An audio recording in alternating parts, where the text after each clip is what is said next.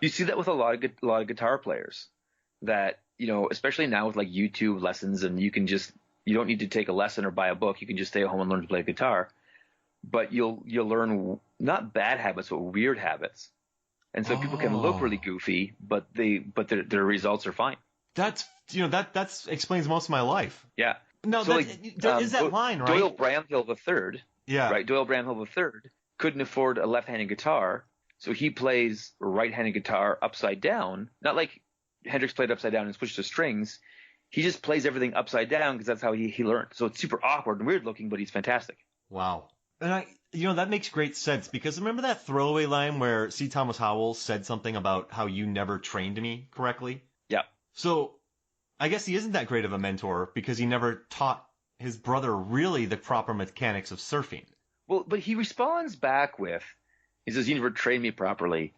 And he says, when you thought I was teaching you how to surf, I was teaching you how to live. Yeah. Which then leads him to his death, which is a play on moves. But you could tell that Swayze really, it was, I think the whole Sunset Shark Club thing, and I don't know if there's a deleted scene that went into this more or not, but I think that was his way to stay with his brother after his dad died, to ensure they stayed together. Yeah, you're right.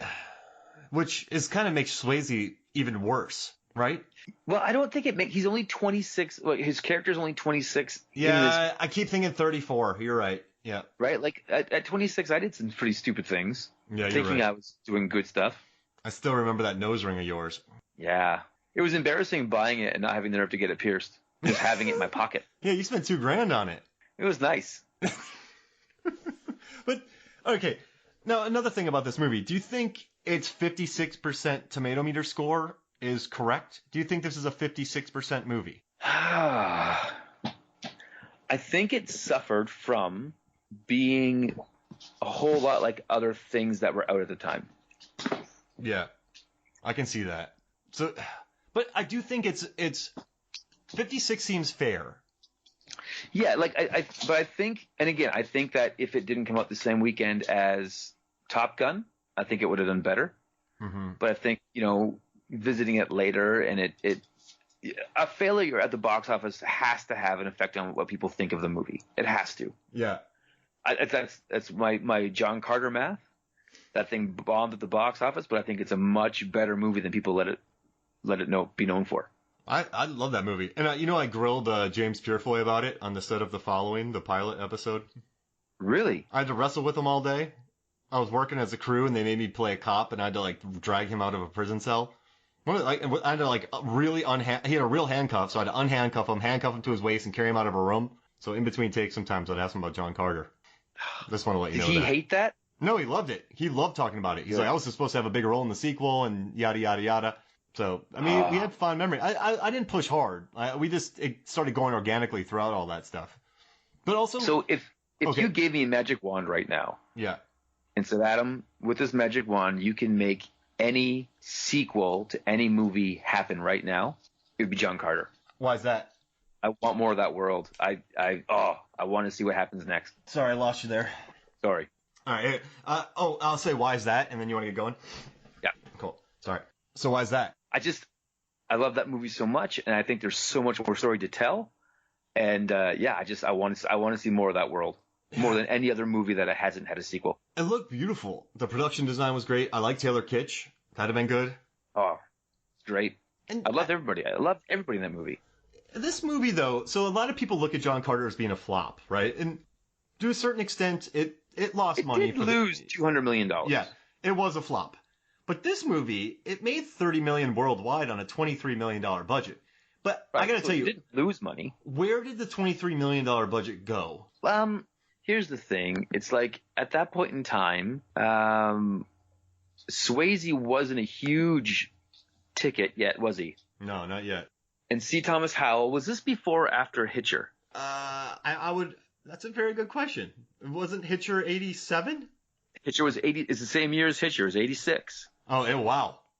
So he wasn't a big ticket yet either.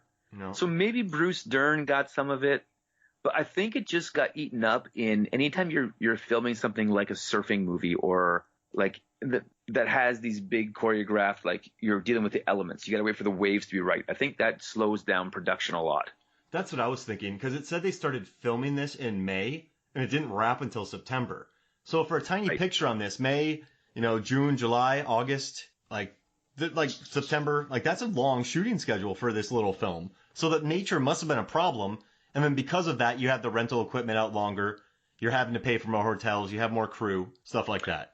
And like film isn't cheap. This is back when film was a thing. Yep. And it was like they had to get the surfing scenes exactly right. So I think that there was a lot of just filming. I think there's a lot of Swayze falling off his surfboard B-roll somewhere. This trailer though that they cut, it kind of blows my mind that it didn't do better, because it's one of the there's no Steve Morse music in it. It is an all-timer trailer. Would you say? I mean, I looked through IMDb, and the only award it won was a editing award for the trailer, which they've been giving out. No, these are things you really get this, and I gotta say, I don't know, it was ahead of its time. It didn't feature the in a world where men surf with sharks, or meet Bobby, he's a surfer who surfs with sharks. This one, it had this really haunting music, and it made it feel more like a drama. I think they were like pushing on the the shark jaws thing, right? So they kind of made it more of like a thriller suspense trailer, even though it was like a fun 80s movie. They wanted to like capitalize on like, hey, you're gonna get a scary shark movie, which didn't really happen. Like there was a dramatic scene where C. Thomas Howell got killed, but it wasn't like a haunting, stalking shark. It was just kind of out of nowhere, and the sharks were almost made to be like, yeah, they're dangerous, but like we're surfing with them kind of in jest. Did this movie need the decapitation? No, I don't think so.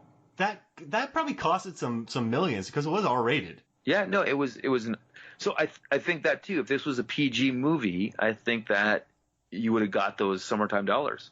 They should, like, all they had to do was just swallow C. Thomas is little. That was a 25-foot shark. Swallow him whole. Right. You don't need a severed head. Right. That could have been a whole thing too. Is that if they would have done swallowed him whole, but there's just no body. There's a surfboard, no body. That when they went back out surfing, they could have been looking for the body. Yeah, but instead they just made a little head pop out, full of blood. Now, I have a question. So I read this article on JoeBlow.com, and since I came to this movie so late, I'm not really familiar with it. But when they edited this for TV, because this is quite a long movie, this is a very long film. It's surprisingly, especially for the 80s. Yeah, surprisingly long. So I read for the TV edits, and I don't know if you remember this, but in the TV edits, they canceled out a lot of the scenes with Dennis Dunn being an alcoholic deputy and his kind of crush on Annie Potts. They cut a lot of that out, and they added in a scene where this little guy named Ricky joins the Sunset Shark Squad, and they teach him how to surf in shark-infested waters. That was on the TV cut. Did you ever see the TV cut? Because they didn't put... So now on the... On the DVD, never saw it, no. Yeah, on the DVD, it's back to Dennis Dunn's alcoholism. But on the TV cut, it's the Little weird Ricky. Annie Potts thing. Yeah, it's like Little Ricky in the TV cut back in the 90s. You've heard about this though, right? Yeah, no, I knew there was like a weird TV edit version of it, and I love TV edited versions from the 90s. I think they're fantastic. One of my favorite things in the world is that when you buy the Scarface Platinum Edition, you can watch the TV edited version. Oh, wow. That's funny. It's amazing. But anyways, so yeah, I didn't see it. I'm aware of it. I would have loved to see it. I think that kind of stuff is neat.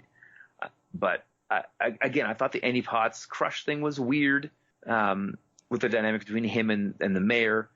But yeah, I think it was in a time when a PG versus an R, you either had to go hard R or not. You know what I mean? Yeah. And PG could let you get away with some stuff. Like sometimes we'll put movies on that I remember as the kid, like from as a child with fond memories, and I'm watching with my kids, and I'm like how was the Goonies rated PG? Yeah, there's some. Yeah, well, after what Gremlins came out, then was it Gremlins or was it Last Indiana Crusade? Jones? Yeah, it was one of the after that year PG-13 was created. Right.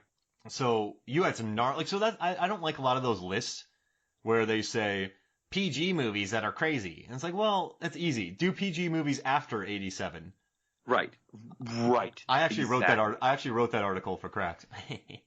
Nice. I like your little selfless plug. Yeah, that's right. Go read the article. Mark Hoffmeyer, correct. But I mean, yeah, I don't know. It's just this R rating. This movie's what, 2 hours and 17 minutes. Yeah, no, and so I've been on the record of like, I love a long movie. Yeah. Like I feel like I'm getting my money's worth out of a long movie. So I like that about this movie. I just like escaping into that world for a good amount of time. But yeah, I think here's a question for you, Mark. Mm-hmm. Would you be excited if they in 2019 were like, we're going to make a sequel to Midnight Shark Club, or do you think it's perfect just the way it is? It's perfect the way it is. Right. I don't see how that footage can get any better. I think Attenborough saw this and figured out how to shoot, Planet Earth. Yeah. I think there's a purity to it. I think it was rushed, but it also wasn't rushed, but then the edit was rushed. So you have this rushed script, then you have a very long shooting schedule, and then you have the edit that takes 3 days, and it's in the theaters. This movie would have to be like a 47 meters down or a Shallows type thing. It couldn't, there are scenes in this film that just ruminate. Like Annie Potts and Swayze, that dinner where, it's a fancy dinner, and then she's laughing at him because he doesn't like fancy things. But then it just turns out he doesn't know how to do it, right? Like he picks the wrong fork, and he doesn't like even the idea of like an appetizer. He's like, why can't I just get a meal? Like why do I gotta do it in stages? I don't think when she looks at him and goes, "Is this about the restaurant or about you?" And I don't know, he kind of got it. Like you have a scene with full on character development. I don't think audiences would want to watch that now. No, I don't think so. Like it's just that dinner scene was 15 minutes long. But again, I don't think that his character, like in 2019, would exist like not knowing about fancy dinners, right? Like even if I don't eat a lot of fancy dinners, the world is at my fingertips and I'm aware of them. Now, he would be famous online. Oh, huge. He would like our version of the Urban Ninja. Wow. And so that was the thing too, that like watching this movie, I sometimes forget. I'm like, GoPros didn't exist. So they had to like, for some of those surfboard scenes, they had to mount like a full out camera on this guy's surfboard. And it made it top notch. Right? So it makes it harder to control. Like the fact that he could even get that thing upright was crazy. Mm-hmm. Yeah, Casper Schmeichel, dude, that guy's a great DP.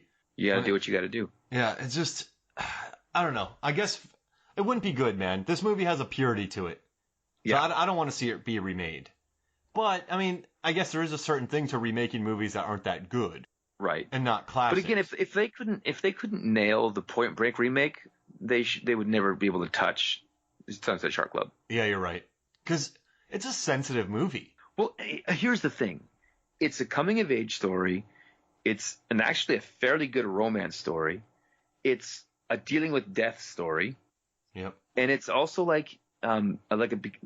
it's also like this whole Swayze becoming a man situation. So you get Annie Potts and her like being okay with not being under her father's umbrella. So there's just a lot going on here framed by surfing with sharks. And I do love the visual. I mean, it's very obvious, but I do like the scene on the beach where her father has a prime umbrella spot with great chairs. And she moves to the ramshackle area of the Sunset Shark Club with their little umbrella. Yeah, down by the hot dog hut. Yeah, I mean it's obvious, right? It's a very obvious. Oh, she's not under his umbrella anymore. So it's funny you said that. But yes, I mean right? But the good thing is they never said it. So they just showed her moving from one umbrella to another. Exactly. That's where the genius of this movie comes in. You have to catch that. 100%. So full transparency right now. There is a full-blown police cruiser in my driveway right now with his light system blaring. All right. He's not coming to my house, so that's going on. So just be apprised. Oh, he's walking across to my neighbor's house. He's just using my driveway. Oh, that's awesome. Yeah, things are happening. Is he gonna get that bootleg copy of Sunset Shark Club? He better not. This is mine. I know it's not quote unquote legal, but he gets it. I'll burn him a copy. I don't care. You want to wait 5 seconds and we'll get back into it? Well, I can cut that out. Okay. All right. Yeah, so there's a lot of understated things in this. Like when we're talking about the umbrella and, it was there, but it wasn't said explicitly. Um,